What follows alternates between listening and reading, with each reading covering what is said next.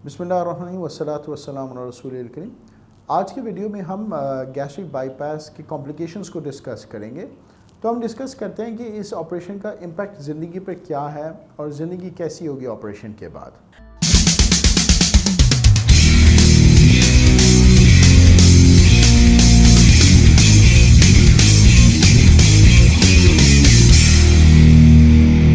देखें, डेफिनेटली जो लोग ओबिसिटी की वजह से उनको कई बीमारियां लग जाती हैं, ब्लड प्रेशर, डायबिटीज़, कोलेस्ट्रॉल जैसी बीमारियां, और उसकी वजह से उनकी ब्रीदिंग प्रॉब्लम्स होते हैं, जॉइंट प्रॉब्लम्स होती हैं, एसिडिटी होती है, ज़िंदगी बड़ी मुश्किल हो जाती है गुजारना।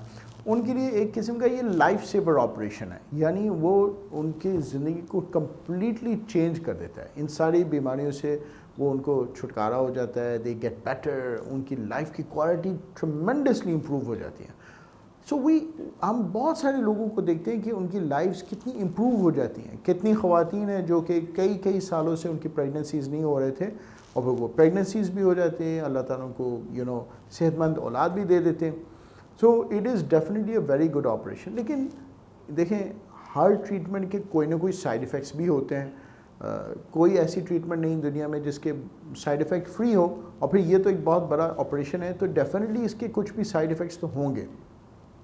तो आज की वीडियो में ना हम let's talk about side effects, ठीक है जी, ताकि आपके लिए क्लैरिटी हो ज़िंदगी के बारे में। आपने एक फ़ैसला करना है, मेजर फ़ैसला करना है, तो आपको पता होगा भी इसका मेरे ऊपर क्या इम्पैक्ट होगा। तो देखें, जब भी कोई हम ऑपरेशन करते हैं ना, कुछ तो कॉम्प्लिकेशंस ऑपरेशन के वक्त के होते हैं ना। एनेस्थीसिया के कॉम्प्लिकेशंस हो सकते हैं, हार्ट के हो सकते हैं, लंग्स के हो सकते हैं। तो ये चीज़ें हम मिनिमाइज़ कर सकते हैं उसका रिस्क, कि किस तरीके से हम हार्ट को, लंग्स को चेक कर लेते हैं, उसको एवेल्यूएट कर लेते हैं, उसको प्रिपेयर कर लेते हैं। एनेस्थीसिया के रिलेटेड अच्छा इक्विपमेंट होता है, अच्छी टेक्नोलॉजीज़ होती हैं, ताकि आपको कम से कम चांस हो उनकी कॉम्प्लिकेशंस का। कुछ हम डिजीज़ को कंट्रोल कर लेते हैं, किसी के out of control blood sugar है, थायराइड बढ़ा हुआ है, एनीमिया हुआ है, तो ये सारी चीज़ें हम थोड़ा सा इम्प्रूव कर लेते हैं ताकि ऑपरेशन के दौरान सेफली आपका ऑपरेशन पूरा हो जाए। इन सारी चीज़ों के बावजूद एक बहुत माइनर चांस है, 0.5% की ब्लीडिंग भी हो सकती है, क्लॉट्स भी बन सकते हैं ऑपरेशन के बाद, पेट के अंदर कहीं इन्फेक्शंस डेवलप हो जाएं, और कोई लीकेजेस भी हो सकते हैं, यानी जहाँ पर हमने स्टेपलिंग की होती है, स्टिचिंग की होती है, खुदा ना खास्ता वहाँ से कोई लीकेज हो जाए, तो ये भी एक चांस होता है। लेकिन ऑब्वियसली कि जैसे जैसे एक्सपीरियंस कर्व बढ़ता जाता है एक सर्जन का और टीम का और एनेस्थीसिया सर्विसेज का, वो हॉस्पिटल की जो ओवरऑल सर्विसेज की क्वालिटी बेहतर होती जाती है, तो वो रिस्क मिनिमाइज़ हो जाता है। लेकिन even in the best centres of the world आपका एक 0.5% या उससे कम एक चांस तो होता है। चले, इन सारी चीज़ को अब साइड पे कर देते हैं। ऑपरेशन अल्हम्दुलिल्लाह खैर आफियत से हो गया, पेशेंट रिकवर हो गया। अब आगे की हम बात करते हैं, क्या आगे क्या होने के चांसेस हैं। देखिए, जो गैस्ट्रिक बाईपास ऑपरेशन है ना, उसकी कुछ कॉम्प्लिकेशंस जो ऑपरेशन के साथ स्पेसिफिक हैं, उनको समझने की ज़रूरत है। गैस्ट्रिक बाईपास के अंदर हम स्मॉल इंटेस्टाइन का स्टमक के पाउच बना के उसके साथ एक कनेक्शन देते हैं।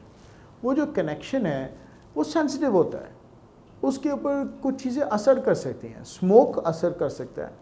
हमारी कुछ पेन मेडिकेशंस हैं जो उनको हम NSAID ग्रुप बोलते हैं, जो कि आम तौर पे जोड़ों की तकलीफ़ों में इस्तेमाल होती हैं, जैसे मोबिक हो गया, पॉन्स्टन हो गया, ब्रूफेन हो गया, फ्रूबिन हो गया, इस तरह सिनफ्लेक्स। ये जो दवाइयाँ हैं, ये इनके आम तौर पे मैदे के अंदर सोजिश करने के चांसेस होते हैं।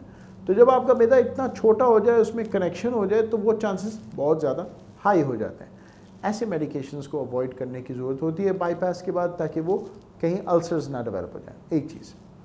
दूसरा ये है कि जब हम इंटेस्टाइन्स को कट करके आपस में जोड़ते हैं, तो उनके दरमियान कभी कभी खलाएँ बन जाती हैं। ख़ासतौर पे जब वेट लॉस के बाद बॉडी की इंटरनल फैट्स डिज़ोल्व हो जाती हैं, तो आंतों के दरमियान कुछ कभी कभी विंडोज़ बन जाती हैं, खलाएँ बन जाती हैं, जिसमें आंतें, बाकी की आंतें फंस सकती हैं, स्टक हो सकती हैं।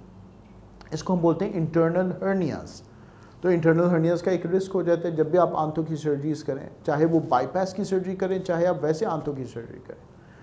लेकिन हमें एज ए सर्जन जो है ना, हमें अंदाज़ा है कि वो पॉइंट्स क्या हैं। तो जो सर्जिकल टीम है उसकी रिस्पॉन्सिबिलिटी, यानी सर्जन की रिस्पॉन्सिबिलिटी है कि वो उन पॉइंट्स को क्लोज कर ले at the time of operation, ताकि वो रिस्क ना डेवलप हो फ्यूचर में। इंटरनल हर्नियास का रिस्क मिनिमाइज कर लेते हैं, फिर भी वो बहुत मिनिमम रिस्क रह जाता है, लेकिन उसको आप मिनिमाइज कर लेते हैं। तीसरा ये कि चूँकि आपने स्मॉल इंटेस्टाइन का एक शुरू का हिस्सा बाईपास कर दिया ताकि वो हार्मोन्स कम हो जाएं, मोटापे वाले हार्मोन्स, वही वो जो जगह है जिसको हम बाईपास करते हैं वो सबसे ज़्यादा मैक्सिमम विटामिन्स को अब्जॉर्ब करने के लिए रिस्पॉन्सिबल है।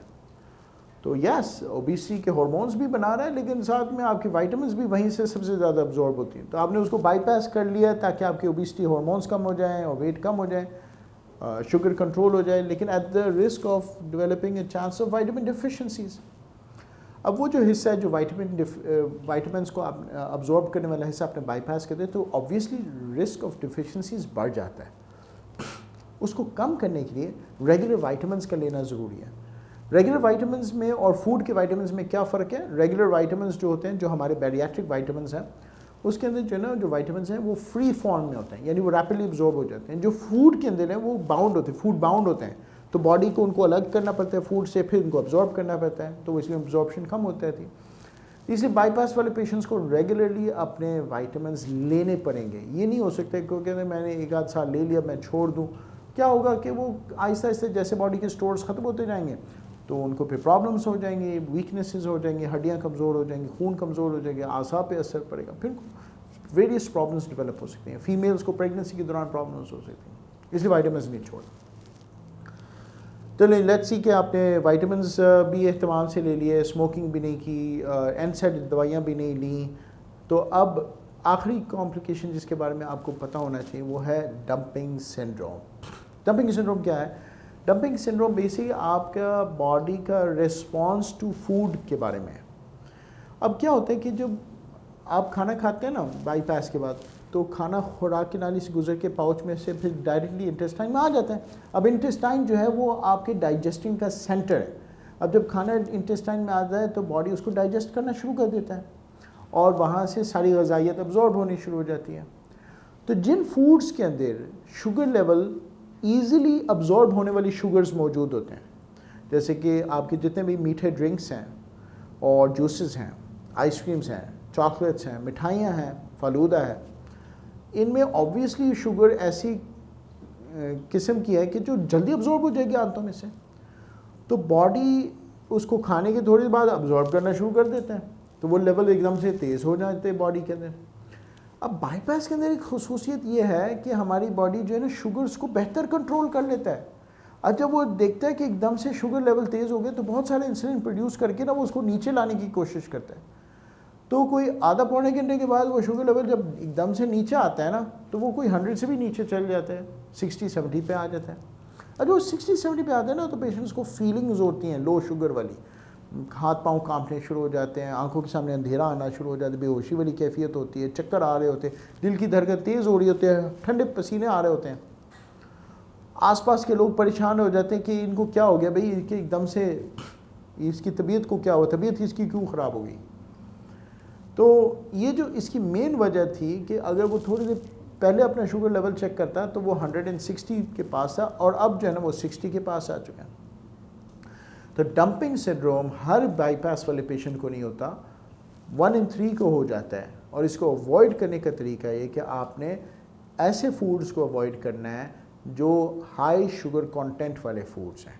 एक वीडियो इंशाल्लाह हम अगले आपको ख़ुसूसी तौर पे डंपिंग सिंड्रोम और उससे बचने के बारे में बताएंगे, और उससे बाद इंशाल्लाह एक और वीडियो हम आपको विटामिन्स के बारे में बताएंगे और दवाइयों के बारे में बताएंगे।